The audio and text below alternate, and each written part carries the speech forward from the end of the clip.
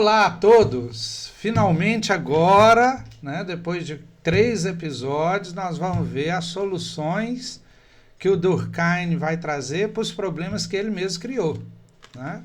Então, sejam bem-vindos. Esse é o Prosa Sociológicos. Nós estamos numa série de quatro episódios, 4 partes sobre Durkheim, que é considerado, como a gente falou no primeiro episódio, um fundador da sociologia, né, que talvez seja responsável por todo o prestígio que a sociologia tem nos meios universitários. E no programa passado, o Zé Geraldo apresentou uma ideia dele que a liberdade do indivíduo é uma coisa ruim para o indivíduo, ruim para a sociedade, e que a desfragmentação, não sei se esse nome é correto, da sociocracia, da sociedade em si, seria muito ruim. E o Zé tinha começado a falar que o próprio Durkheim, então, propunha algumas soluções ou algumas possibilidades de soluções para essa individuação que estava acontecendo. Então, Zé, a palavra é sua para dar continuidade nesse último tópico, que é exatamente a questão das soluções, dos fatos sociais, da anomia, né, de Durkheim. Vamos pensar primeiro, João, tem um conceito no Durkheim que é o conceito de solidariedade. A primeira coisa que a gente tem que defender é o seguinte: vamos entender bem o que é esse conceito de solidariedade. Não tem nada a ver, não tem absolutamente nada a ver com caridade. Uhum. Pelo contrário, ele não diz com essas palavras, não, mas é como se ele dissesse: onde há caridade, não há solidariedade. Não há solidariedade. Porque se a sociedade for solidária, então não há necessidade de caridade. Então, quando você tem caridade, a caridade ela é uma expressão da ausência de solidariedade. Eu acho que dá para a gente fazer uma certa analogia com aquela trilogia dos iluministas na Revolução Francesa: igualdade, liberdade, fraternidade. Tá vendo? Se a gente pegasse, para tentar entender o que é solidariedade, se a gente pegasse fraternidade, solidariedade e caridade, solidariedade do Durkheim talvez ela tivesse alguma proximidade com fraternidade, mas nenhuma com caridade. Uhum. Ele vai dizer o seguinte: toda a sociedade tem que ter solidariedade, no sentido, o funcionamento da sociedade ele é com base na solidariedade. E como ex-antropólogo, ele dizia o seguinte: no passado, na sociedade simples, predominava a solidariedade mecânica. O que significa uma solidariedade mecânica? Você era solidário involuntariamente, mecanicamente, porque você era solidário porque você nem consciência individual tinha. Uhum. Consciência coletiva estava alojada na sua consciência e você era solidário mecanicamente, involuntariamente. Bom, mas não existe mais consciência coletiva na era industrial, porque a sociedade vai se tornar complexa e a moral vai desaparecer. A ideia dele é o seguinte: não é uma solução que ele inventa ou que ele propõe. Ele dizia o seguinte: olha, está em curso uma solução. Qual é a solução? A indústria. Segundo ele, a indústria vai criar uma divisão do trabalho. Vai criar a sociedade industrial vai ser uma sociedade de especialistas. E, segundo ele, todo especialista é dependente de outro especialista. Então, essa dependência, por exemplo, padeiro faz pão, professor dá aula, professor não faz pão, padeiro não dá aula. Então, isso vai criar uma interdependência. Então, para ele, a indústria vai criar uma divisão do trabalho, vai criar uma sociedade de especialistas e isso vai proporcionar um sistema solidário.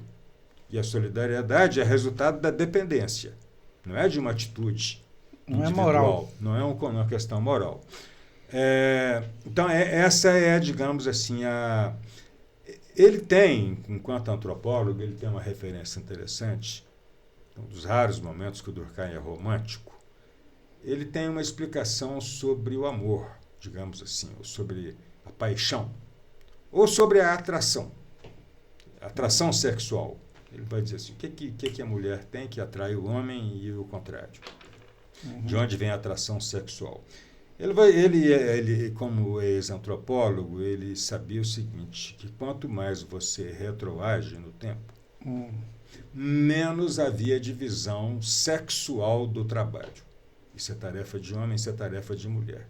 E segundo ele, você chega a uma época em que a divisão do trabalho era muito tênue. E isso resultava em corpos com pouca diferença, além das diferenças naturais, com mentalidades pouco diferentes e com uma atração menor. Segundo ele, a atração sexual ela vai se consolidando, se firmando, na medida em que aprofunda a divisão sexual do trabalho. Aí ele amplia isso. Pois bem, nós estamos agora na era da divisão social do trabalho. A indústria vai criar uma sociedade de especialistas. Isso vai aumentar a dependência de um indivíduo em relação a outro indivíduo. E de homem com mulher. De onde vai surgir uma solidariedade não mais mecânica, mais orgânica. O que significa o seguinte, você pode ter a sua consciência individual, mas eu quero ver você viver com ela. No sentido assim, porque você vai ter que cumprir funções. Você vai ocupar um lugar na divisão do trabalho. E a sua vida vai ser organizada a partir do trabalho. Essa é uma primeira referência. Que nos faz pensar, João Mar, naquela ideia que você já mencionou, que seria o fato social. Tá vendo? Esses conceitos são do repertório do Durkheim, quando você fala. Solidariedade não existe em Marx. Mas no repertório de Durkheim existe solidariedade mecânica, orgânica, individuação, complexação da sociedade. E aí perguntavam para ele, nas aulas que ele dava lá na Sorbonne, e veja bem, a Sorbonne na época atraía intelectuais do mundo inteiro, principalmente do Ocidente, e as aulas do Durkheim não eram aulas de 50 minutos, ele dava conferências na Sorbonne, e as pessoas perguntavam para ele, qual é o objeto de estudo da sociologia? É a sociedade como um todo? Eu disse, não, a gente tem que... é algo mais específico dentro da sociedade, que ele vai chamar de fatos sociais. Então, veja bem, só para a gente começar uma primeira aproximação. Existem fatos naturais. Um terremoto, um maremoto, um vulcão. São fatos naturais, acontecimentos naturais. Existem fatos históricos. Existem fatos sociais. O que são fatos sociais? Aí eu vou te pedir licença para ler um pequeno trecho do As Regras do Método Sociológico, que o Durkheim tem exatamente um capítulo. Durkheim é um escritor, João Mar, didático, que é completamente diferente do Comte, do Tocqueville, principalmente do Marx. Durkheim escreve como se estivesse escrevendo para os seus alunos. Então, ele é muito didático. Então, tem um tópico lá nas Regras do Método Sociológico que chama o que é um fato social. Aí eu vou ler um trecho. Ele diz assim, todo indivíduo come, bebe, dorme, raciocina, e a sociedade tem todo o interesse que essas funções se exerçam regularmente. Portanto, se esses fatos fossem sociais, dormir, comer, a sociologia não teria objeto próprio. E seu domínio se confundiria com o da biologia e o da psicologia. Portanto, é preciso definir o que é o fato social, que seria o objeto da sociologia. Aí ele continua.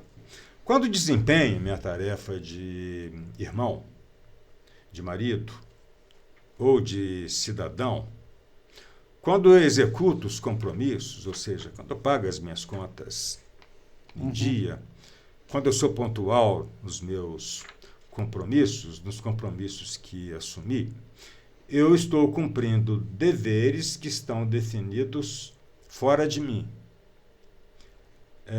E de meus atos, que estão definidos ou no direito ou no costume. Ainda que eles estejam de acordo com os meus sentimentos, eu quero ser pontual, quero chegar na hora certa, eu gosto de trabalhar, ainda que eles estejam de acordo com os meus sentimentos próprios e que eu sinta interiormente a realidade deles, esta não deixa de ser objetiva, pois não fui eu quem os fiz, mas os recebi pela socialização. Aí ele diz assim, saltando um trecho: o sistema de signos de que me sirvo para exprimir meu pensamento, A linguagem, o sistema de moedas que eu utilizo para comprar, vender, para me vender e para comprar, para pagar minhas dívidas, os instrumentos de crédito que utilizo em minhas relações comerciais, as práticas observadas em minha profissão, etc., funcionam independentemente do uso que faço delas. Que se tomem um a um todos os membros de que é composta a sociedade, o que procede poderá ser repetido a propósito de cada um deles. Eis aí, portanto, maneiras de agir, de pensar e de sentir. Maneiras de agir, de pensar e de sentir, que apresentam essa notável propriedade de existirem fora das consciências individuais. Então, o que é o fato social? É aquele comportamento seu que não vem de que você resulta mesmo. de você estar cumprindo um papel social. Então, exemplos. Casamento, fato social. Trabalho, fato social. Andar vestido é um fato social. Isso não decorre da liberdade individual. Isso é uma imposição da sociedade. Ele separa fatos sociais normais de patológicos. Está vendo a presença da biologia, mais uma vez? Fato social normal é esse. É para casar? Casei. É para trabalhar? Estou trabalhando. Eu estou cumprindo coisas definidas pela sociedade. O que seria o fato patológico? Em princípio, é aquele modo de agir que contraria a norma. Então, por exemplo... Você casar, você não casou. Não casei. Ou então, digamos assim... É para trabalhar, você não trabalhou. Então, você não pode se apropriar da coisa pública. Tá. Eu fui lá e me apropriei da coisa pública de modo... Você foi corrupto. Eu fui corrupto. Então, pensa na corrupção. Então, ele vai dizer o seguinte, olha, a corrupção não é normal. É patológico para ele. Pois é, mas ela é patológica se nada acontecer. Por exemplo, há uma violência sexual. Certo. Se a sociedade reagir e te prender e aquilo servir de exemplo para que aquilo não aconteça mais, aí é normal. Aí aquele fato é normal. E segundo Durkheim, é preciso alguns comportamentos desviantes para fortalecer o normal. Interessante essa ideia. Está vendo? É a sociocracia. A sociedade utiliza do comportamento desviante, ela ri do comportamento desviante, ela faz piada do comportamento desviante. Então, isso é uma punição. Entendi. Ela pune o comportamento desviante para quê? Para exercer controle. Se isso acontece, o fato é normal. Agora, se não há uma reação e aquele fato se generaliza, então ele é um fato patológico, fato social patológico. Por quê? Porque ele pode conduzir a uma situação de anomia, que é outro conceito do Durkheim. O que é anomia? Sem normas. Você pega pela etimologia da palavra, o a é um prefixo de negação. Nomia é lei, regra, norma. Então, assim como a autonomia é lei própria, a anomia é a ausência de leis, de regras. Então, ele vai dizer a ocorrência de fatos desviantes que não forem reprimidos, censurados, constrangidos, regulados, de modo que aquilo fortaleça o normal, esse processo pode conduzir a uma situação de anomia. Você pode pensar, não tem a ver com anarquia? Parece, mas não é. Porque a anarquia é um conceito referente ao Estado. Enquanto que a anomia, Durkheim não está pensando no Estado, ele está pensando na sociedade. Anomia é quando a sociedade não é capaz de dizer para você qual a norma a seguir. Qual é a norma a seguir. Então, para a gente ir chegando na conclusão, a pergunta na sua opinião, aí não tem jeito de ser uma questão de opinião, de doxa, conforme os gregos antigos.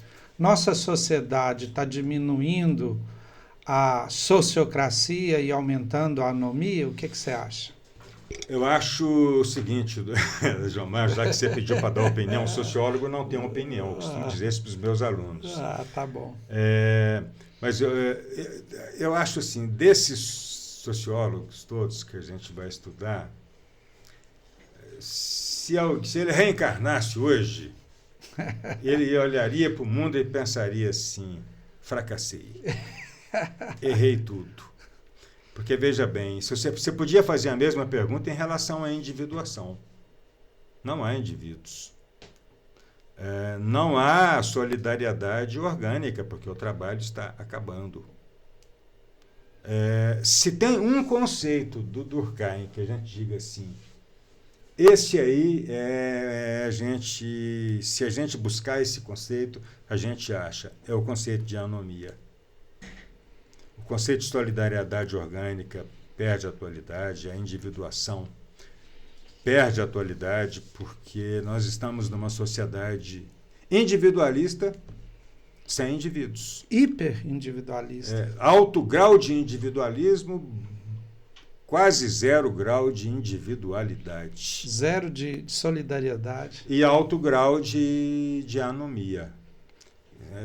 Nesse ponto aí a gente podia... E a sociocracia quase não existe hoje. Você tem muita liberdade, vestir o que você quer vestir, escolher o sexo que ela você não quer, é mais capaz gênero. de definir. E antes quem controlava isso era o trabalho, a indústria. Você tinha uma espécie de moral do trabalho.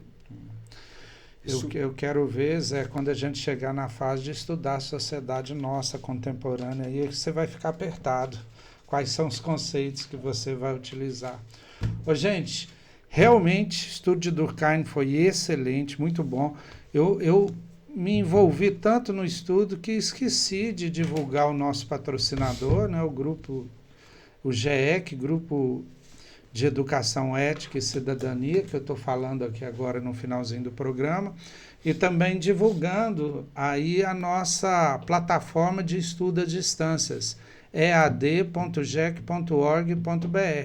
Você quer fazer um curso à distância, se profissionalizar, tem 12 áreas de estudo lá, cursos de 8 a 80 horas, curso com desconto, porque esse mês nós estamos fazendo o lançamento. Então, vão lá, divulguem também. Não esqueçam de divulgar esse canal, Prosa Sociológica. Nós já estamos com mais de 100 de assinantes, na época que estamos gravando esse programa. Isso nos deixa muito felizes, mas a próxima meta nossa é 500 assinantes do canal. Então, nos ajudem a bater essa meta, porque essa informação, a quanto mais gente chegar, melhor. Vamos construindo indivíduos, né, Zé? Vamos construindo indivíduos. É isso. Obrigado a todos. Até o próximo grande pensador da sociologia, que vai ser surpresa para o próximo episódio.